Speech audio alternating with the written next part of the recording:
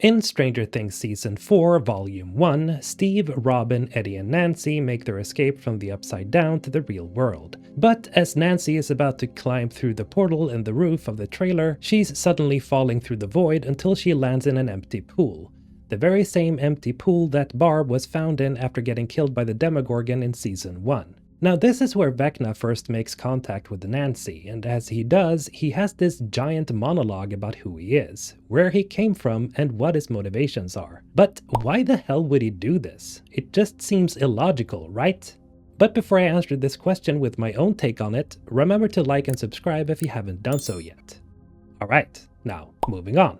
There has been many theories and takes on this already. Why would Vecna reveal his whole backstory to Nancy, the one person who has been the closest to figuring out his secret? Hell, Vecna even says so himself during his monologue.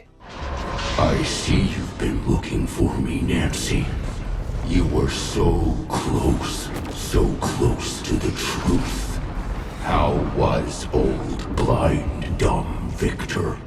Now, it could be argued that he might not be speaking directly to Nancy through most of this, considering that the scenes with him monologuing is spliced together with him as Henry Creel revealing the truth to Eleven in the past. But if we look at it from a technical standpoint, this is basically just a technique that the Duffer Brothers used to create maximum impact for the Volume 1 finale. Or in simpler terms, it's just effective writing and editing. But since we hear Vecna speaking directly to Nancy during his monologue, it can be safe to assume that he's indeed sort of showing her his past. And we can assume that he is definitely willingly showing her, because if he didn't want to reveal his memories, then she would have gotten the old Kraken Pop pretty much immediately, or at least he would have bound her like he did with Max.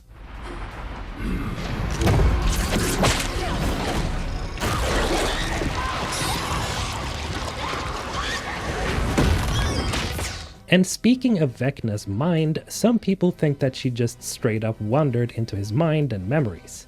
But no. He put her in a trance willingly, most likely in order to stop the group from escaping while he's sending an army of creatures to kill them.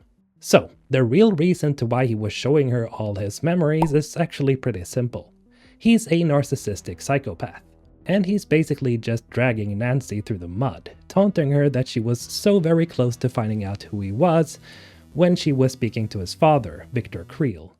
And the reason to why he's taunting her is also pretty simple. He's about to kill her as soon as he's shown her the truth. He isn't counting on her getting out of his mind alive. It's the old classic villain monologue. Don't mess with me, I'm one crazy mofo. I had to pop a cop because he wasn't giving me my props in Oaktown. No? And speaking of monologuing, it's probably intended to mirror the scene when he was revealing the truth to Eleven, where he then lost in his fight with her. Just like he'll fail in his attempt to kill Nancy. And speaking of which, and a possible future spoiler warning here, we can see in the Volume 2 trailers that Nancy and the group make it out alive. Well, at least up until they enter the Upside Down again to deal with Vecna. Maybe the group can weaponize some of the information that Vecna revealed to Nancy, who knows? We'll see on July the 1st.